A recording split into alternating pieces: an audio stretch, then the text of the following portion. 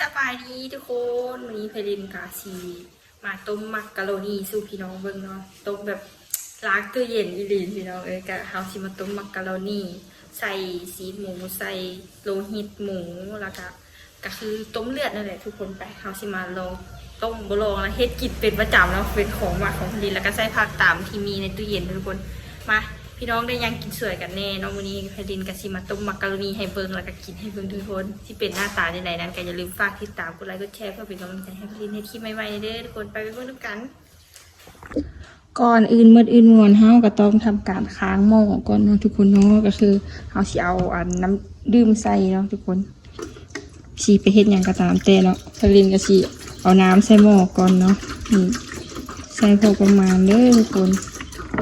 เพลินกับซีไซนี่เฮากับปรุงมาเป็นที่เรียบร้อยมีเกลือแป้งนัวแล้วก็ซอสหอยแล้วก็หัวหอมใหญ่นะทุกคนเอาลงไปเลยเดี๋ยวเอาน้ำมาใส่ให้มันบลงพี่น้องเพลินปรุงมาเป็นที่เรียบร้อยแล้วทำการเอาลงหม้อไปเลยต้มหม้อใหญ่ๆกินหากว่ากินเบิร์ดโปบ่ฮู้เนาะถ้วยก็คือแบบโอ้โหสุดยอดเลยพี่น้องเนี่ยใส่ลงไปแล้วมันบลงเนาะที่จริงเพลินต้องเอาใส่หม้อเลยแต่เฮากับปรุงเครื่องไว้แล้วเนาะปรุงเครื่องไว้มีแต่เป็นนัวน้ำตาลแล้วก็หลายๆอย่างที่เพลินเราไปแล้วเขาก็สิอัดหม้อไว้ให้มันฟดแล้วเขาค่อยสิเอาซีนหมูลงไปถ้ามีกระดูกข้างหมูเขาก็ใส่กระดูกข้างหมูแต่อันนี้เพลินบ่มีแบบอยากกินนะคืออยากกินซื่อๆกันเลยว่าเฮ็ดตามนี้เลยเนาะทุกคนมักกะโรนีเฮามื้อนี้เฮาก็สิใส่เป็นซีนหมูเนาะทุกคนก็คือเฮามีแต่ซีนหมูเนาะเฮาซอยประมาณนี้ใส่แล้วก็ใส่เป็นเลือดเนาะใส่เป็นเลือดหรือว่า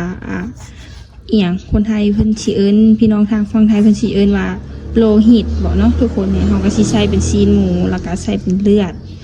ที่ต้มสุกแล้วนะทุกคนเฮาเอามาซอยหั่นแบบนี้เลยหั่นใส่ตามใจเนาะเฮากินเฮาอยากแบบใดเฮาก็เฮ็ดแบบนั้นเนาะมื้อนี้ก็คือแบบกินคนเดียวสิต้มหม้อใหญ่ๆถ้วยใหญ่ๆเลยพี่น้องบอกเลยว่าแซ่บสุดนี่ซอยใส่เนาะกะเฮ็ดกับข้าวก็กินผู้เดียวคือเก่าบ่มีใครกินนำเนาะบ่มีทีมงานอีหยังเนาะนี่ประมาณนี้เลยเฮาซอย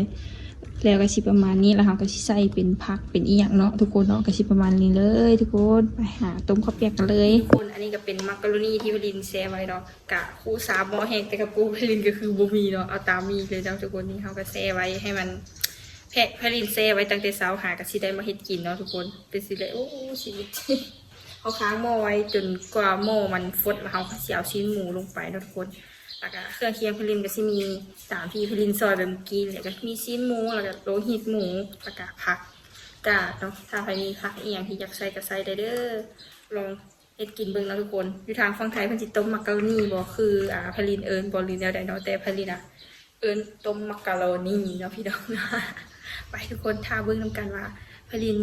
สิต้มออกมาเป็นหน้าตาอย่างไรทุกคนหากินข้าวกันเด้อว่าทุกคนตอนนี้หม้อเขาก็ฟดแล้วเนาะทุกคนฟดแล้วเขาก็สิเอาซีนหมูลงไปเนาะพี่น้องนี่ซีนหมูที่พลินซอยไว้ลงไปเนาะไปต้มซีนหมูลงไปต้มให้มันสุกเนาะอันอื่นมันก็สุกง่ายอยู่ดอกแต่ซีนหมูเนี่ยเราต้องได้ต้มก่อนเนาะเราต้องได้ต้มซีนหมูปลาเมียนก่อนเนาะแล้วเขาก็สิปิดฝาไว้ให้มันฟดเนาะทุกคนตามนี้เลยสูตรของพลินกะของกินขึ้นกับผู้มักเนาะใครมักแบบใดก็เฮ็ดแบบนั้นแต่พลินสิเฮ็ดแบบนี้เนาะ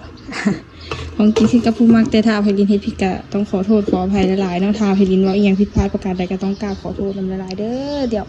เอาไว้เบิ่งบาดหม้อพลินฟดเนาะเดี๋ยวว่าสิเป็นจังไดเนาะเมนูมื้อนี้ก็คือต้มมักกะโรนีเมนูเดียวเลยพี่น้องเอ้ยพี่น้องการทำต้มซีนหมูได้ประมาณนึงแล้วก็หม้อเขาก็ฟดแล้วเขาสิเอามักกะโรนีลงไปเนาะก็คือมักกะโรนีเขาพลินต้องออกแล้วก็ไปล้างน้ำมาเป็นที่เรียบร้อยแล้วเขาสิเอาอันนี้ลงไปต้มให้มันสุกเนาะพี่น้องต้มให้มันสุกเลยพี่น้องเอาลงไปต้มเพราะว่ากะโรนีนี่ก็สุกยากไงเนาะยังบ่ได้ยากหลายบ่น้อยละหลายเลยลินกับเราบ่ถือเราบ่ค่อยซัดไปได้เพราะว่าลินหากลับขึ้นมาเฮ็ดคลิปใหม่ที่แม่ลินลืมใส่อันนี้เราทุกคนพริกลาวเราบ่ได้พริกไทยนะที่เราก็เลยจะเอาพริกลาวแล้วก็ใส่ลงไปใส่ลงไปเพื่อความหอมของต้มมักกะโรนีใส่ลงไปเลยพี่น้องไม่ใช่ทำการโคลีนะพี่น้องโคลีแล้วก็ชิต้มมักกะโรนีให้สุกเลยพี่น้องปิดฝาไว้ให้หม้อฟดแล้วก็มัน เช็คเบิ้งมักกะโรนีเขาว่ามันสุกหรือยังเนาะแต่อันเนี้ยเขาต้องได้เอาไปแช่น้ำก่อนแต่ว่าทุกคนที่แช่บ่แช่บ่ฮู้แต่ผลิตนะต้องได้แช่น้ำก่อนเพราะว่าคันบ่แช่มันสิต้มบ่สุกสินะเขาเฮ็ดกินคนเดียวเขาต้องแบบสู้สดนะพี่น้องมาได้กินข้าวสวยนะคะต้มมักกะโรนีร้อนๆเนาะอากาศร้อนๆต้มมักกะโรนีร้อนๆบรรยากาศตกเป็นปอดแต่อากาศบ้านเขาเลยพี่น้องเป็นจังได๋คือบ่ฮู้เนาะลองคอมเมนต์มาบอกผลิตเด้อเดี๋ยวก็ฮอดยามดำนาแล้วถามเพิ่นว่าเฮาสิพาทุกคนไปดำนาบ่ก็อย่าลืมฝากติดตามในทางใดก็อย่าลืมฝากติดตามเด้อพี่น้องเด้อเราก็อาจยังสิแบบเราบ่คล่องโตยังสิเว้าบ่พอเทื่อนะพี่น้องก็หากะกลับมาเฮ็ดใหม่เนาะเฮาก็เว้าบ่อยากซัดปานใดแนวใดก็สามารถติชมผลิตได้เด้อคอมเมนต์มาหาผลิตคอมเมนต์ติดนำผลิตได้เด้อเพื่อเป็นกำลังใจให้ผลิตถ้าผลิตเฮ็ดหยังบ่ถูกหรือว่าใครผลิตเฮ็ดอันกินอีหยังให้เบิ่งกินอีหยังให้เบิ่งก็อย่าลืมคอมเมนต์มาเด้อเดี๋ยวมื้อหน้าผลิตสิมีเมนูเด็ดๆมากินให้พี่น้องเบิ่งเนาะแล้วก็ไปหากินตามผลิตก็ได้เด้อถ้าว่าเดี๋ยวเอาไว้ถ้าเบิ่งคลิปหน้าหรือว่าคลิปต่อๆไปเนาะว่าผลิตสิเฮ็ดหยังสู้พี่น้องเพิ่นเลยพี่น้องตอนนี้ก็เขาทำเมากะโรนีผลิตซุปแล้วก็คือต้มบะเมนี่เนาะต้มปลาไว้ทานซุปเขาก็มันเบิ่งแล้วเนาะเดี๋ยวเอาไว้ไปเจอกันตอนเอาเครื่องอันอื่นลงเลยแล้วเดี๋ยวคลิปมันสิยาวเกินไปพี่น้องเดี๋ยวสิน่าเบื่อให้ไปหาเบิ่งกันหาหม้อฟดก่อนเนาะคน ป้านี่ทุกคนนี่ถ้าไปเดียวหม้อกะโรนีเขาก็สุกแล้วนี่ทุกคนสุกหรือยังบ่ทันสุกไพลินก็บ่มั่นใจเนาะไพลินก็สิต้มอีกจักหน่อยนึงเนาะต้มอีกจนกว่าแบบมันสิสุกอีหลีพุ่นเลยเนาะไพลินมั่นใจว่ามันสุกแล้วไพลินค่อยสิทักแล้วก็เอาผักลงเนาะเดี๋ยวเฮาสิเอาอันโลหิตหมูหรือว่าเลือดหมูลงไปก่อนเนาะพี่น้องเนาะเอาเลือดหมูลงไปเนาะนี่เลือดหมูที่เฮาเตรียมนั้นก็คือสิอยู่ประมาณนี้เลยพี่น้องเลือดหมูลงไปต้มนำให้มันสุกอีกเนาะแต่ที่จริงให้มันสุกแล้วแต่พลินอยากต้มอีกให้มันฮ้อนๆกินฮ้อนๆน้ำกันนะพี่น้องเนาะก็นี่หน้าตาต้มมักกะโรนีของพลินก็สิประมาณนี้เดี๋ยวให้หม้อฟดอีกถ้ามั่นใจว่ามักกะโรนีพลินสุกแล้วพลินค่อยสิเอาผักลงเนาะพี่น้องเนาะอัดหม้อไว้ก่อนนี่เดี๋ยวมันฟดอีกจังหน่อยเนาะทุกคนถ้าติดตามรับชมเบิ่งกันต่อๆไปยาวๆฝากคอมเมนต์อินนำพลินเด้อเว้าแล้วเว้าอีกเด้อพี่น้องเอ้ยมาพี่น้องเขาเซ็กกะว่าหม้อต้มมักกะโรนีเขาสุกแล้วเป็นที่เรียบร้อยแล้วพี่น้องมักกะโรนีเขาก็เริ่มสุกแล้วมันสุกแล้วเริ่มสุกแล้วพี่น้องต้มโดนเติบแล้วเนาะเอาไปเจียวผักลงใครมีผักอีหยังอยากใส่ก็ใส่ได้เด้อคือใครมีผักบงหรือว่าผักกาดก็จะใส่ได้นะเอาไปที่ใส่ลงไปเลยต้มให้มันสุกเนาะต้มผักให้สุกว่าลวกกันเลยนะทุกคนว่าเป็นสะดวกเฮ็ดแบบก็เฮ็ดเราจะเป็นสะดวกแบบนี้เนาะก็คือเอาสิต้มแบบนี้เนาะเอาสิปากไว้อัดฝาหม้อไว้แป๊บนึงเดี๋ยวมันจะสุกแล้วทุกคนไปทาเบิ่งกันว่าหน้าตาต้มมักกะโรนีของคลินสิเป็นยังไงทุกคนเดี๋ยวทาผักสุกก่อนเนาะทุกคนเนาะทาผักสุกก่อนแล้วเขาก็สิเอาอีหยังมาได้ย่างลงแล้วก็สามารถเทใส่ถ้วยกินได้เลยพี่น้องเอ้ยบอกเลยว่ารสชาติคือเอาตามใจมากเนาะมักแบบใดคือเฮ็ดแบบนั้นคือผลิตนี่มักที่จะเฮ็ดรสชาตินี้น้องผลิตก็กินตามนี้ถ้าพี่น้องทางบ้านมักรสชาติแบบใดก็ลองเฮ็ดกินตามเด้อมาทุกคนเฮาถ้าหม้อมักกะโรนีเฮาสุกเฮาก็สิมาซอยหอมไว้อันใส่ต้มมักกะโรนีเฮาเลยเนาะทุกคนหอมก็ซอยไปตามจือมักเลยผู้เลือมักแบบเลยก็เอ็ดไปแนวนั้นเลยเนาะทุกคนเนาะก็คือซอยไปแบบนั้นหอมนี่เฮาก็ล้างมาเป็นที่ยำหอยพลินมีอยู่2หอมก็คือหอมไทยกับหอมบัวเนาะทุกคนกะทุกคนอยู่ทางฝั่งไทยมันก็สิเอิ้นหอมอันผักชีฝรั่งแม่นบ่ถ้าพลินว่าบ่ผิด ถ้าพลินจื้อบ่ผิดก็น่าจะแม่นเนาะพี่น้องเนาะแต่ถ้าพลินว่าผิดกะลองคอมเมนต์บอกพลินเด้อนี่เฮาก็ซอยทาใส่เพื่อให้มันหอมเพื่อให้กินเฮาเป็นตาแซ่บขึ้นทรงแซ่บขึ้นนะหน้าแซ่บขึ้นนี่จักหน่อยนึงเนาะเฮาก็สิซอยไว้ประมาณนี้เลยเนาะพี่น้องเนาะแล้วก็มีมักนาวเพื่อเสียไว้ใส่เนาะพี่น้องเนาะใส่กับอันต้มมักกะโรนีมักส้มๆให้มันส้มๆหวานๆเนี่ยจักหน่อยนึงเนาะพี่น้องเนาะก็ซอยเท่าที่เฮาจะเอาใส่เลยเนาะทุกคนก็คือประมาณนี้เนาะเพราะพลินกินคนเดียวเนาะพี่น้องเนาะนี่หน้าตาของต้มมักกะโรนีของพลินก็สิประมาณนี้เลยเนาะพี่น้องนี่คนให้เบิ่งสุกแล้วเนาะพี่น้องพักนี้พลินก็สิโบให้มันอันนั้นปานใดเนาะก็คือสิแบบลวกๆเลยพี่น้องนี่หน้าตามักกะโรนีเฮาก็สุกแล้วประมาณนี้เลยเป็นจังได๋ทุกคนทรงแซ่บบ่ถอดไฟออกเนาะเฮาสิตักใส่ถ้วยนี่ถ้วยพลินก็คือถ้วยใหญ่ๆแบบนี้เลย กินคนเดียวเนาะถ้วยใหญ่ๆแบบนี้เลยหน้าตาทรงแซ่บบ่พี่น้องตักลงถ้วยเลยเนาะตักลงถ้วยใหญ่ๆแบบนี้เลยไปกินแบบกินคนเดียวนะพี่น้องเฮ็ดคนเดียวกินคนเดียวเฮ็ดเองกินเองสินะพี่น้องลงถ้วยเลยพี่น้องถ้วยใหญ่ๆแบบนี้เลยถ้วยตีซ้ำเลยพี่น้องบอกว่ากูทำมาได้เลยนี่คือแบบโอ้โหกินคนเดียวอีกซะด้วยพี่น้องกูมีไฟดูเฮ็ดทุกเมนูแบบกินคนเดียวทุกเมนูพี่น้องลงเลยว่าลีน่ะเฮ็ดเนี่ยก็คือกินคนเดียวมีคนอื่นไม่กินนำเนาะก็คือมู่กับไม่ได้อยู่นำแล้วเนาะต่างคนต่างมีเรียกเฮ็ดของตัวเองต่างคนต่างแบบเฮ็ดเรียกเฮ็ดหน้าที่ตัวเองนะคะสิแบบโดนเขาสิได้เห็นกันแทนเนาะนี่ประมาณนี้เลยเดี๋ยวเขาชี้เอาหน้าตาให้เบิ่งเด้อทุกคนเด้อได้กินน้ำกันทุกคนนี่ทุกคนหลังจากที่เราตักแล้วหน้าตาของมักโรนีเพลินก็สิประมาณนี้เราก็สิเอาหอมมาโรยใส่เราทุกคนนี่ใส่หอมลงไปเนาะพี่น้องเราใส่หอมตัวที่เพลินซอยไว้ก่อนหน้านี้อะไรเนาะซอยไว้ก่อนหน้านี้เราก็ใส่หอมลงไปเพื่อความหอมแล้วก็กลมกล่อมของข้าวเปียกเราบ่แม่นเนาะต้มมักกะโรนีแล้วก็สิใส่เป็นหอมเจียวลงไปแบบนี้เลยเนาะทุกคนใส่หอมเจียวไปลงไปเพชรดิบไพลินมีแต่หากเราบ่มีวักเพชรป่นเด้อที่น้องเราบ่ได้ไปซื้อมาเนาะก็คือบ่ได้ป่นนั่นเองเนาะก็สิประมาณนี้หน้าตาของมักกะโรนีถ้วยใหญ่ๆแบบนี้เลยพี่น้องมาพี่น้องต้มมักกะโรนีของไพลินก็สิถ้วยใหญ่ๆแบบนี้เลยเนาะพี่น้องกินกันก็มีลูกโดดเป็นพริกขี้หนูเนาะพี่น้องเนาะกับกะปิเอาซีมก่อนสิใส่มะนาวไพลินเป็นคนที่แบบบ่มักส้มปานใดก็คือเอาซีมก่อนว่ารสชาติมันสิเป็นยังไงเนาะรสชาติมันสิแซ่บบ่หรือเค็มบ่สิจางบ่เนี่ยได้ก็ซีมก่อนรสชาติพอดีกลมกล่อมจะเป็นเสียงมะนาวใส่หน่อยนึงเสียดายแต่บ่มีพริกป่นเนาะพี่น้องคันมีพริกป่นนี่โคตรคักเลยแหละแต่ก็บ่เป็นหยังเนาะเฮาก็มีพริกขี้หนูอยู่เนาะมีพริกขี้หนูบอกเลยว่าจัดจ้านแฮงพี่น้องกินออกฮอนหูยากๆแล้วต่างจากพริกป่นล่ะถ้าเฮามีพริกป่นใส่โอ้หน้าตาต้มมักกะโรนีของไพลินถ้วยใหญ่แบบนี้เนาะมึงทุกคนใหญ่กว่าหน้าไพลินอีกต้มมักกะโรนีพี่น้องต้มผู้เดียวกินผู้เดียวกันนะพี่น้อง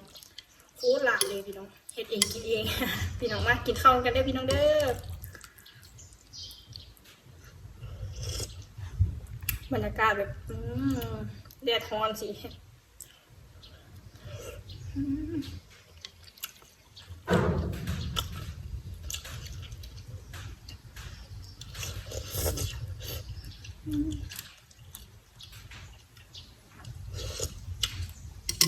โคตรร้อนเลยนี่ก็คือกะปิเนาะจิ้มกับกะปิฟังไทยเป็นจะกินได้เลยเป็นหมูแต่พอดีนั้นผมมีผักกาดผักแก้มหลายเขาก็มีแต่เท่านี้โอ้โหทุกคนเผ็ดสัดจัดแห้งมากเผ็ดอ่ะเผ็ดขี้หนูอีกซะด้วยเห็นแบบจิ๋วๆซีบอกเลยว่าโอ้โหกินแล้วมีหวังแซ่บท้องแน่นอนพี่น้องเลย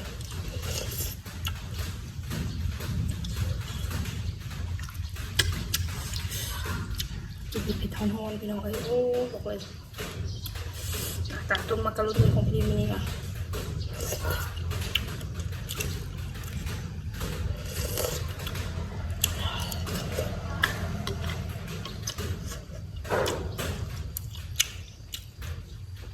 ลินบอกได้คำเดียวว่ามันแซ่บเลยฮอนคักฮอนเน่พี่น้องต้มมักกะโรนีเขา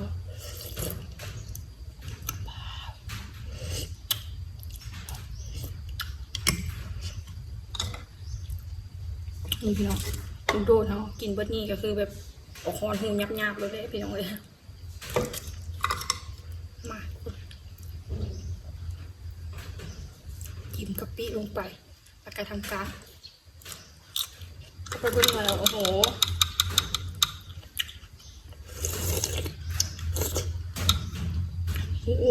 พี่น้องเลยบอกเลยว่าออกฮอนหูเลยออกฮอนหูยับๆเลย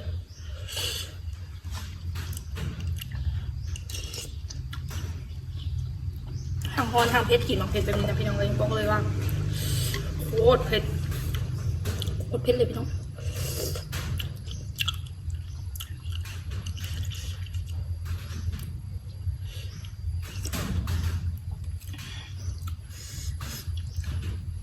กินกะโรนีก็สิกินง่ายอยู่น้องพี่น้อง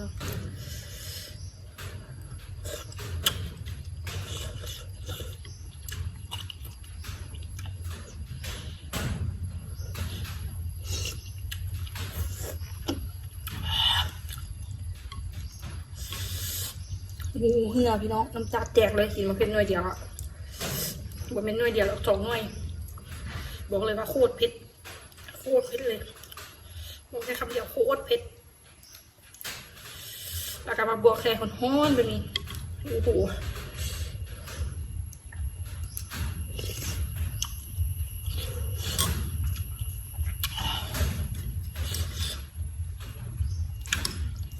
พี่น้องพอถึงหยาบๆเลย มาพี่น้องกินข้าวน้ำกันเด้อกินต้มมักกะโรนีน้ำกัน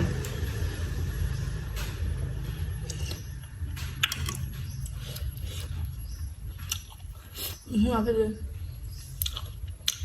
เหือซัดเลยขอให้แม่กินน้ำก่อนไม่ไหวเผ็ด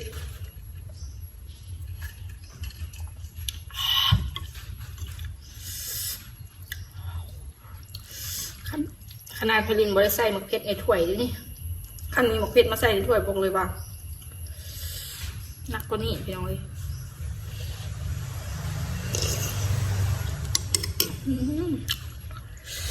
ทางหอมทางเผ็ดเบิ้งเหือนะครับพี่น้อง กินผู้เดียวก็แบบซกมกเลยเนาะหนึ่ง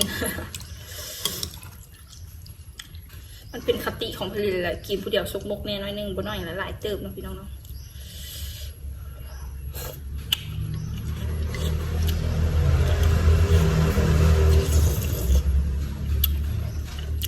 อาจจะมีเสียงรบกวนในเด้อพี่น้องเด้อกะคอยฟังไปนำกันนะพี่น้องเนาะเสียงรถเพราะว่าอยู่ไกลเคมทางนะพี่น้องไกลกับไกลไปไหนแล้วเขาอยู่หลังบ้านพี่น้อง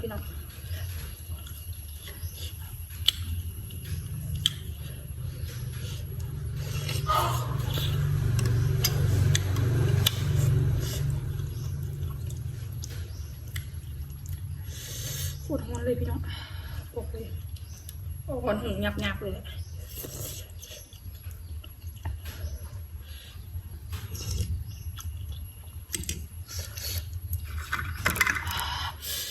พี่น้องเบิ่งเหือ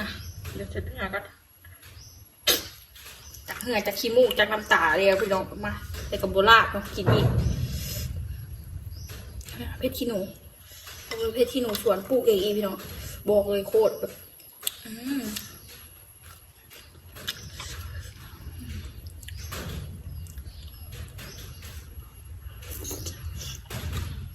พี่ของเพชรแล้วก็มาสด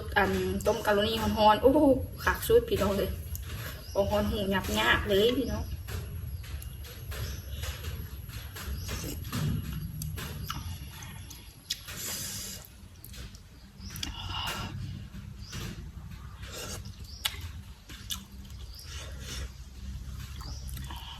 พี่น้องต้มกะโรนี่ถ้วยใหญ่ๆแบบนี้ถ้วยตีนซางถ้วยใหญ่บ่อบานเอาเมืองเนาะแบ่งบ้านแบ่งเมืองเป็น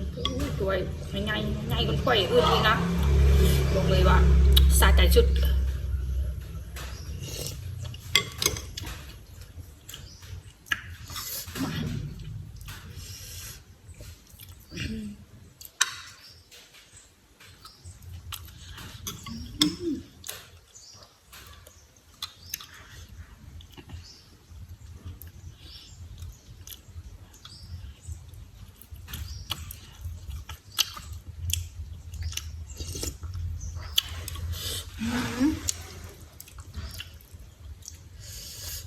เผ็ดออกฮอนหัวเลยพี่น้องเลย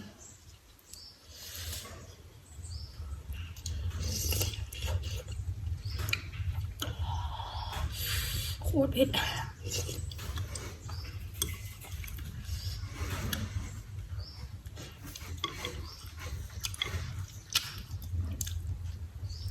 ้าต้มใส่กระดูกหมูนี่แห้งจีแซ่บเพลินแห้งจีมานั่งแห้งแต่อันนี้เพลินบ่มีเนาะมีแต่ซีนมันก็เลยเอาต้มใส่ซีนหมูแล้วก็เลือด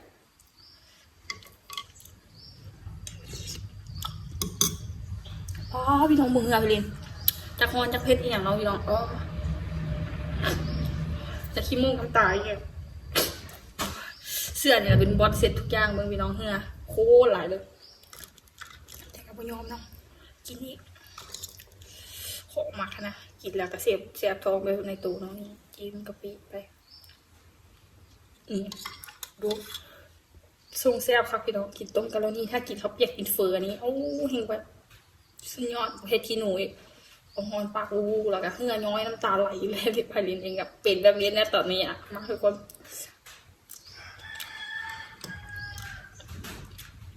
ตามด้วยการูนี่ฮอตๆเดี๋ยว